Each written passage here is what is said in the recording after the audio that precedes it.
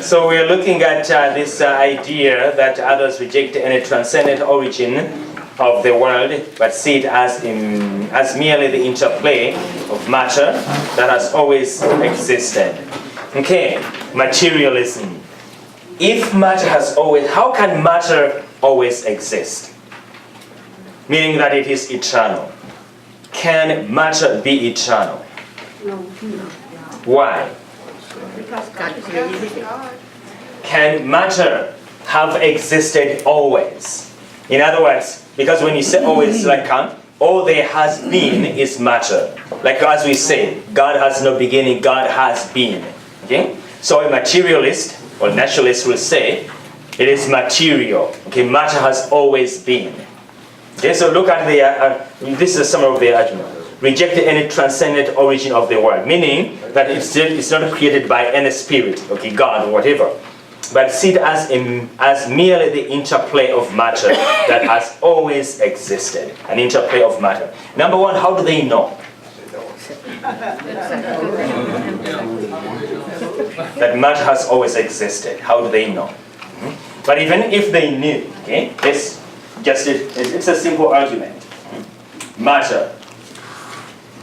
When you examine matter scientifically, okay, matter, every material thing has a potential. In philosophy, we call it potency. Okay? Every material thing, okay, has potential. Potency. And that potency, in order to act, okay, in order to do anything, it has to be worked on. Okay? We can use the argument about motion. Okay? So if you have two bodies at rest, like we have these two pens, okay? What are they doing now? Nothing. They are at rest. Okay? They are there. If they are there and nothing touches them, nothing works on them, even if you come back after 1,000,000 years, these two things will be here. They don't decay. Okay? They will be here. Okay? Resting. But these two things have potentials in them. Okay? They have the potential to move. There he goes. Okay? But in order for these two pens to move, an external force has to work on them to activate or actuate their potential. Okay? That is within every material thing. Okay? So if this is the external force, it pushes one and then it pushes the other. Okay? So that is what we call actuation. Okay? So potency is now actual. Okay? Potency becomes act, but it must be acted upon by a force. Okay? But if that force is also matter, it means that that force has also to be worked on by something else. For example, this eraser right here is matter. So I can't just put it here and say, move, move, move, move. It will not move. Okay? Until I take it and actuate its potential to push. Okay? And then me, the one pushing this thing, how am I able to do this? If I were not born by someone else, I wouldn't be able to be here to handle this and make it push something else. Okay? So if you go backwards, okay, to the beginning of matter, which they claim is eternal, okay, how did matter get to move? The chicken and the egg. If it has always been, how did movement come about? Because matter is potency. Okay? It is at rest until it is worked upon. So what was that first force that acted on matter which didn't have any potential in it. Because if what acted, which began the first motion, was something material, it itself would need another force to actuate its potentials. And then you can go back and back and back and back and back. Okay, where do you come from? From my mother. Where did your mother come from? From my grandmother. Where did your grandmother come from? From my grandmother. Okay, so where does it end? You can't have an infinity of causes. There must be a first cause. But if that first cause is matter, then it would need something to actuate it, to act on its potentials to act. Which means, if you look at the argument from motion, that there's motion in creation, which means that the first cause of motion must be something immaterial. Something without any potential or potency. Because if that thing, first cause, has potency in it, potential in it, it would need something else to act on its potentials. And then you have an infinity of causes, which doesn't make any sense. So there must be a first cause, which doesn't have any potential in it, which is pure act or action to move everything else. So the idea that material or matter has existed eternally is simply crazy, because matter can't just be by itself. Or matter can't do what we see it do by itself. So you can't say the interplay. The interplay means that something is playing on it to interplay. It can't just interplay. Okay? So materialism is just a crazy idea. Okay? But we're going to look at materialism when we get on our course on the atheism. So all these attempts bear witness to the permanence and the universality of the questions of origins. Question of origins. This inquiry is distinctively human. Okay? So people try and try and try, but we know that without the Christian view, every other view is lacking. It can't explain origin or destiny. Okay? So, 286. Human intelligence is surely already capable of finding a response to the question of origins. The existence of God, the Creator, can be known with certainty through His works by the light of human reason, even if this knowledge is often obscured and disfigured by error. This is why faith comes to confirm and enlighten reason in the correct understanding of this truth. When we get on the course on whatever the so-called atheism, we begin by basically stating faith, okay, and reason and faith, okay, and so we'll see the different ways in which we can arrive at the existence of God through the natural light of reason. Yes, we are going to look at, the process, okay, so that we can answer atheists, even if we don't bring in the faith. Okay, for example, no atheist can give you a concrete, reasonable explanation as to how motion started. And they can't deny the existence of motion in matter, because it's there. But how did it start if all there is matter? You can't explain it. You can't explain a cause which itself needs to be caused to be the first cause. Okay? So, by faith we understand that the world was created by the Word of God, so that what is seen, what was made out of things which do not appear, meaning which are unseen. So all these things are going to get clearer, okay? Especially the natural light of reason when we get to those, proofs of God's existence, okay, through human reason. So 287, the truth about creation is so important for all of human life that God, in His tenderness, wanted to reveal to His people everything that is salutary, meaning pertains to salvation that is salutary to know on the subject. So everything about the creation which is necessary for our salvation we know.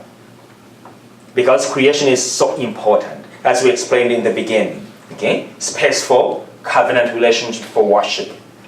That we can't just ignore it. That's why recently Pope Francis has written an encyclical on creation, which the right wing, whatever they call them, right wing. From here, you know that we have the left and false. Okay, so they labeled the Pope's encyclical a document on the environment to discredit him that he is a global warming kind of guy. Okay, and if you get only knowledge or information from the media, that's how you can perceive this Pope. He doesn't know what he's talking about. You know, he's talking about the environment, global warming. There's no global warming. Whether you believe there's global warming or not, that's not what the Pope is saying.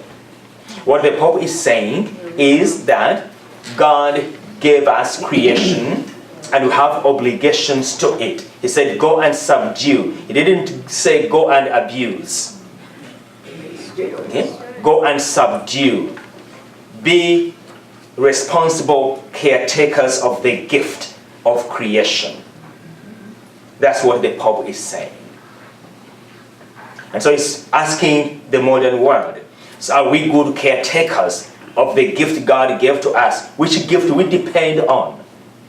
It is God's providence to us. Are we taking care of it or are we abusing it? That's what the Pope is saying. And he's saying that in our modern day and age, we are not good caretakers of this gift. Okay? Number one, we are not good caretakers of ourselves. Okay? Because we abuse ourselves, we are abusing creation. So we need to come to our senses and recognize that this is God's gift to us and we have obligations. It's a gift, but we are obligated to it. Okay? And then the other people who call themselves the left, I don't know why, okay? They say the Pope is on their side because he's for global warming. Okay? So it was so funny when you read the encyclical and you see how the so-called left jumped on it to say what the Pope said about the environment.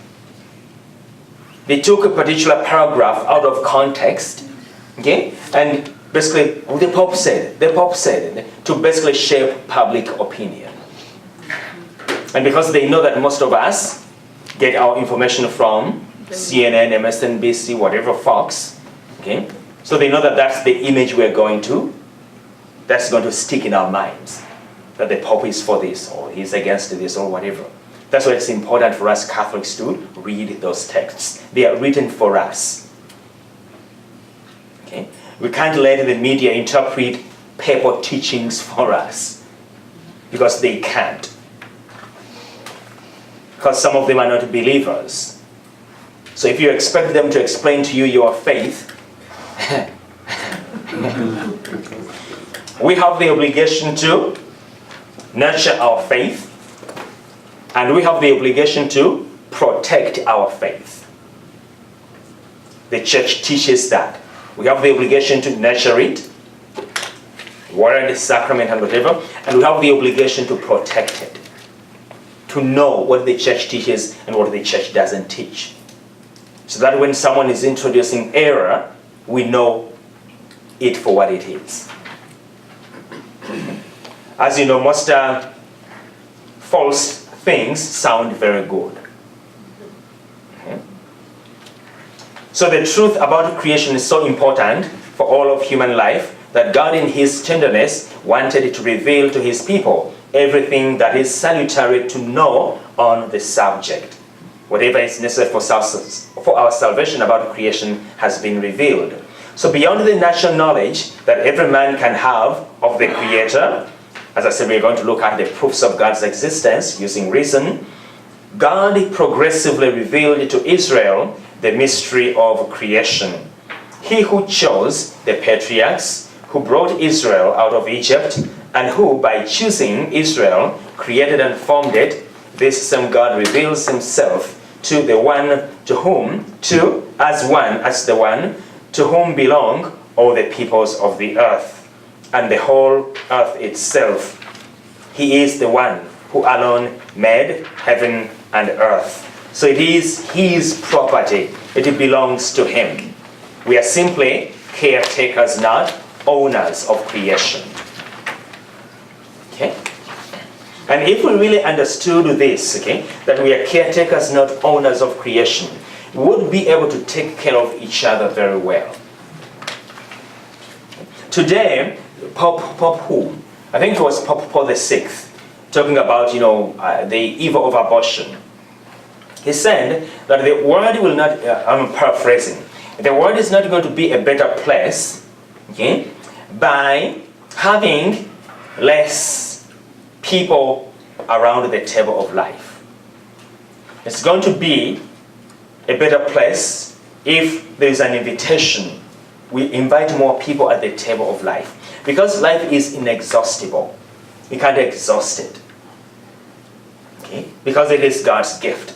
So for us to say that through social engineering and organization, we need so many people here and so many people here and we don't need more, so just you get rid of the others, is simply a very crazy idea. As you know, you talk about hunger in the world, there is enough material resources for everyone to live on. The reason that there isn't enough is because of greed. Period. Whether in communism or capitalism, you name it, greed. Okay? Because even in the so-called communist system, whereby they say, okay, everybody is going to own everything, okay? It's not true. It is a few who own everything and everybody else is their slave. Okay? The same evil in capitalism, okay? Whereby huge people, the so-called people who have power, that's probably one of the reasons people are resenting some of the so-called establishment. Okay? Because there are few people who own power and really everybody else is their slave. Look at the housing kind of system. Who owns a house? just to think about it. Okay? You buy a house, okay? You pay for it, probably you are ripped off paying for the house. Okay? A house which costs like 200,000, probably its actual price is 90,000. Like you see that a house which costs like 200,000 here, when you go to places like Indiana in the rural areas, the same house would cost like 80,000. Okay, things of this sort. Okay, but depending on where you work, so you buy that house, you pay for it, but you continue to pay for it, even if it's paid off. This so-called whatever. Who do they call themselves? No, you have property tax, and then you have these HOA. yes, okay, all those things. And so, like when you go to a state like California, that's big money, like property taxes. Okay? It's huge, but it's your house, you paid for it. But do you really own it? If you don't pay property tax, what's going to happen? You're going to lose it. So who owns your house? The government. But we get used to these things and think that it's the way it's supposed to be. There's no way around it. Look at credit cards. Okay? Who controls the money? Okay? So a few people do. The rest is just like you work for these people and whatever. So it's not that the principle itself is bad. If, for example, you look at communism, if you go by paper as a principle, there's nothing wrong with it, if you are able to live it. Capitalism, if you go by principle on the paper, there's nothing wrong with it. But the problem is you have people. If we didn't have people, we didn't need people, you see? Okay? Because you have people, okay? I will try to take advantage of others and do whatever. Okay, so but there is enough for everyone in creation. The problem is greed. Okay, just look at it in this way. At least according to statistics, maybe 5 or so years ago, the world population, okay, the West, what do we call the West? Okay, consume 3. Let me see what I'm getting there. Yes, 3/4 of the world's resources. Okay, the West. But the West make up 1/4. 1/5 of the world's population. So, you see that, okay? 3/4. And it's true. Look at the amount of, let's take this example, the amount of food thrown away in Las Vegas, our city alone. There are people dying of hunger around the world, okay? But the amount of food thrown away in Las Vegas can feed another city like Las Vegas. The amount of food simply thrown away. Okay? Then the other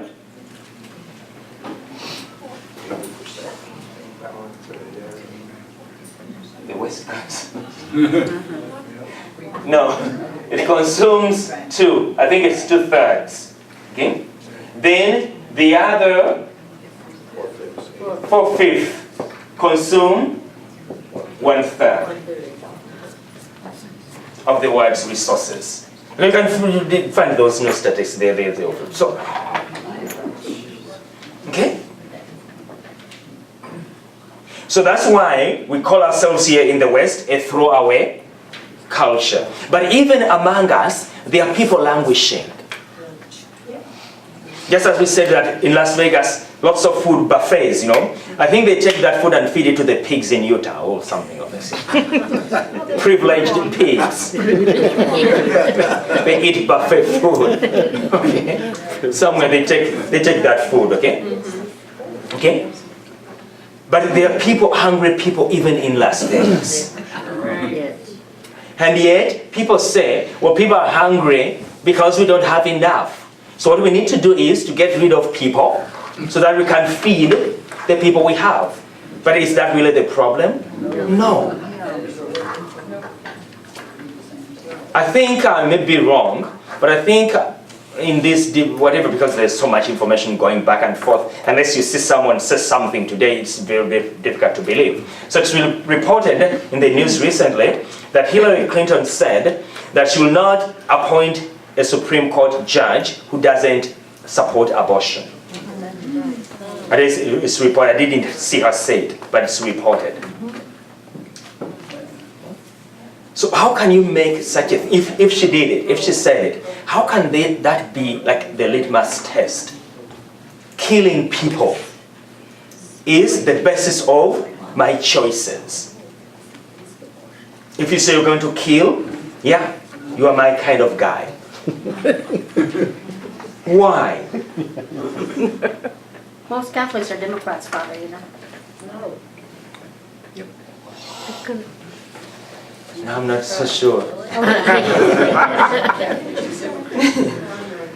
But you see, I think what we need is that to recognize is that human ideologies, okay, in themselves are not evil. Okay, like being a Republican or a Democrat or independent. Human ideologies in themselves are not evil. Okay? But there are evil human ideologies. Okay? But however good a human ideology is, it should never be equated to or with the faith. Because every human ideology can go wrong. Faith will never go wrong. So if we identify a human ideology, however good it is, with the faith, if that ideology goes wrong somewhere, then faith loses credibility along that same line. so we can't identify or equate any human ideology with the faith. So, as I always tell people, Jesus never called us to be conservatives. He never called us to be liberals. Jesus calls us to be disciples, faithful disciples. So some Catholics tend to identify themselves, oh, I'm a conservative. So what does that mean? Because if we're not very careful, my conservatism can overtake my faith. Or my liberalism, whatever it is, can overtake my faith. And I identify myself first as a liberal or a conservative, and then second as a Christian. Well, as a matter, I must identify myself first as a Christian, and then my Christianity guides every other ideology. As you notice, there is no perfect human ideology. You cannot say that Republicans are perfect. You can't say Democrats are perfect. Okay? But there are some ideologies which can serve the faith better. Okay? And so believers are told to lean toward such human ideologies. But again, always keeping at the front of our minds that it is an ideology. It cannot supersede my faith. Okay? So if it contradicts my faith, it's time to let go. As you know, the Catechism even talks about this. We have a civic duty to vote. But voting is not an absolute duty that I have to do it, or else God will ask me why I didn't. Okay? So, the most important thing for every Catholic, okay, is Pope John Paul basically said this very well, okay, that any ideology, any whatever, which tramples life, which doesn't take life in consideration first, okay, it is false. And he called, I can't remember the exact words he used. Okay? And of course, as Catholics, we are voting time. Okay? We have to take this very seriously. Many Catholics say, oh well, I consider the issue of life, but I'm not a single issue voter. I look at other things as well. But I have to ask myself, how am I able to look at these other things? Because I wasn't aborted. Because I am alive. That's how these issues become important to me. Otherwise, if my mother had aborted me, there wouldn't be any issue to consider. Because I wouldn't be here. Okay? So for a Catholic to say that there are issues more important than life is simply a realization, an acknowledgement that I don't know God, I don't know Christ. Period. If you're going to put a person in place who is going to kill, this thing is so bothering, and I think we need sometimes to spend a little time on it. Terrorism. What is the evil of terrorism? The evil of terrorism, what we call terrorism, which is basically murder, okay, is total disregard for life. Just imagine, so many things happening, but just imagine like in Pakistan, this past Easter, okay? These people are celebrating Easter, the resurrection, children. And you go solely to kill them. Okay? In Brussels, people are at the airport. You don't even know who they are. You don't know who they are. You just walk in with a bomb and you kill them. What kind of a human heart that is? But their faith is, their religion is teaching them that... No, it's not about religion. No. These are evil people inviting a religious ideology to support their evil agenda. Okay? Most Muslims would not do that. That's why you recognize in some circles, because some people in the West don't understand, okay, how some people's minds work. Okay? Like these people, like in the State Department or the military, they have advisors, okay, from outside the US, and they know.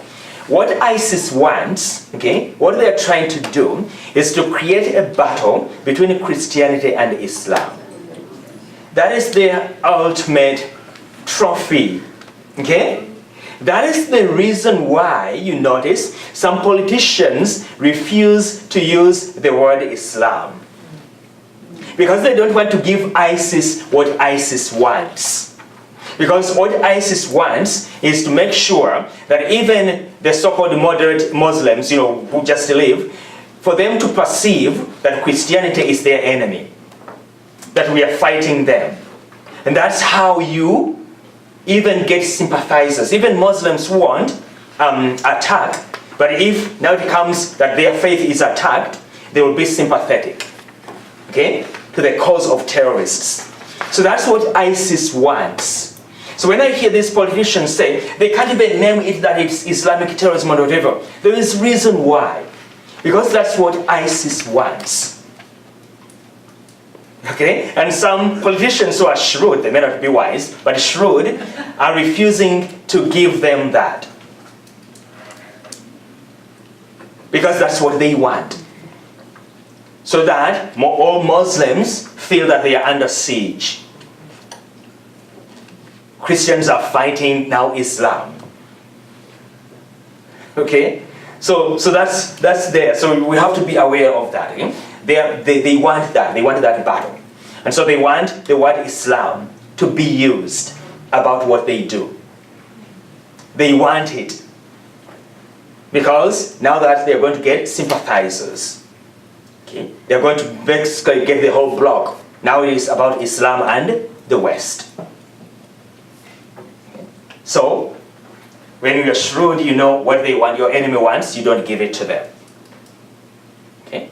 You can fight them without alienating other people of that faith who are not terrorists and who will never be terrorists. And after all, what we don't sometimes recognize, most of the people killed by ISIS are Muslims. Okay? They kill Muslims. So it's not so much about Islam as such. Okay? So you have to be aware. But they use Islam. Okay? That's, some of the people who have left these radical groups, okay? They testify to that. Okay? That they thought when they went in that Islam was under siege by the West. Okay? That they are being killed because they are Muslims. Not terrorists, but because they are Muslims. And that's what lured them to go there. Islam is under siege. But when they went there, they recognized that that's not true. ISIS is about all these other, whatever, Al-Qaeda, it's about something else. It's not about Islam as such. But they use Islam. So you have to be aware of that. But then the point is this, okay? That we hear these people, and we have put a lot of resources to fight them. And rightly so. Because they are scary. Okay? They're scary people. But look at what we do. 1.4 million children killed legally every year. Not by strangers, but by people who know them. Mothers, fathers.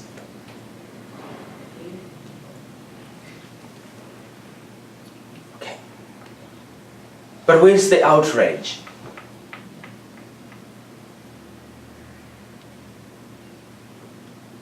As the media, the entire media, has invaded, descended on Brussels. In that city of Brussels alone, okay, there are children killed every day who exceed number 35. Legally. But that's not terrorism. That is called our way of life. Political correct. What way of life that is? Way of death. So you see the hypocrisy. As you fight terrorism, you are terrorizing the most innocent and the weakest. And we who are fighting terrorism, not I don't mean us, but some of us, we who are fighting terrorism, we are ready to vote terrorists into power who kill over 1 million of our own every year. But we are promising to fight ISIS. We have a worse ISIS here. Okay. We have a worse terror group, which is legal and supported by politicians and the population and whatever. You know, as we asked you this question one time, if you are God, okay, you love everything into existence, okay, you create somebody, a child in the womb, okay, what would be the difference between that child, okay, killed in an abortion clinic legally, by the state, by whatever, legally, and a person who died in Brussels or Pakistan? What would be the difference? If you're the creator of all these people, what would be the difference? There wouldn't be any difference in the distress. Okay? You are the creator. These are all your children. But because humans have decided that this is more human than the other one is not human and whatever, okay? So we can do what we want, okay? And sensationalize what we want, and basically ignore what we don't want. But just to think about it, 1 million people is a lot of people. 1 million people. And now the lie is that, oh well, pro-life is winning, things are getting better, the country is becoming more pro-life, because from 1.6 million abortions, now we're at 1.3. Things are getting better, we are winning.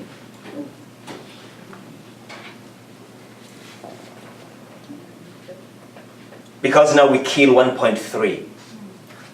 We are winning. What a victory that is. And number two, we have to remember how the devil works. Okay? Don't expect the devil to tell you the truth. Planned Parenthood is not going to tell you how many abortions they had a year. They're not going to tell you. If you're getting statistics from the devil, expecting that the devil is telling us the truth, we have to be dumb. Okay? The devil told us that this is how much he's doing. The devil is a liar from the beginning. So never be deceived that things are getting better. Okay? Because it's a lie. It's a ploy, like if you're fighting an enemy, okay? And then you are told, oh, we have killed most of them. It's just, we are fine. Then you relax. And that's how the enemy takes you over. Okay, and in our ancient battles at home, we have, Lake Victoria, there's an island there. Okay, so the king, our local king, wanted to take over those islands. Okay, and the trick was when they landed, they had one leg tied behind, their back like this. So they had a stick coming like this. Okay. So the other fighters on the island said, oh, they are all lame. Okay? Let everybody, get off the boat and we just slaughter them. Okay? Because they look weak and lame. And when everybody got ashore, then they realized that these men were not lame. And that's how our king basically conquered those islands. Because they relaxed.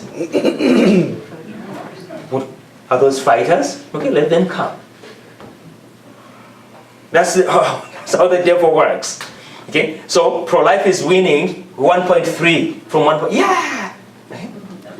And then we don't pay attention anymore. But our taxes pay them. But it is growing.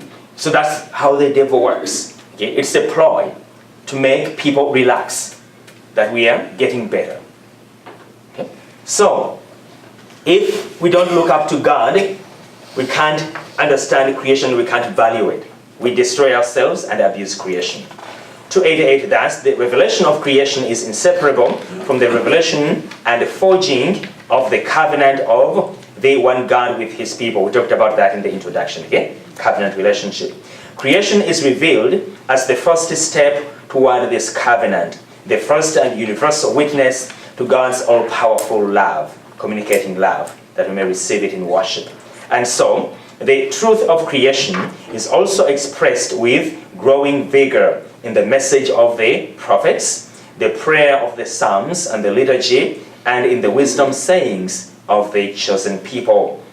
So among all the scripture texts about creation, the first 3 chapters of Genesis occupy a unique place. And we're going to basically look at them in kind of short detail. From a literary standpoint, these texts may have had diverse sources, as we're going to see next week. The inspired authors have placed them at the beginning of Scripture to express in their solemn language the truth of creation, its origin and its end in God. So the question of origin and destiny is revealed. Its order and goodness, order and goodness in creation. The vocation of man, why are we here? And finally, the drama of sin and the hope of salvation. Where does sin come from? And can we be redeemed from it? Can it be overcome? So read in the light of Christ, within the unity of sacred scripture, and in the living tradition of the church, these texts remain the principal source for catechesis, not the principal source of catechesis on the mystery of the beginning, meaning creation, fall, promise of salvation. So that's what we are going to try to unpack next week. Glory be to the Father, and to the Son, and to the Holy Spirit, as it was in the beginning, is now, and shall be, world without end. Thanks for coming, and have a good night.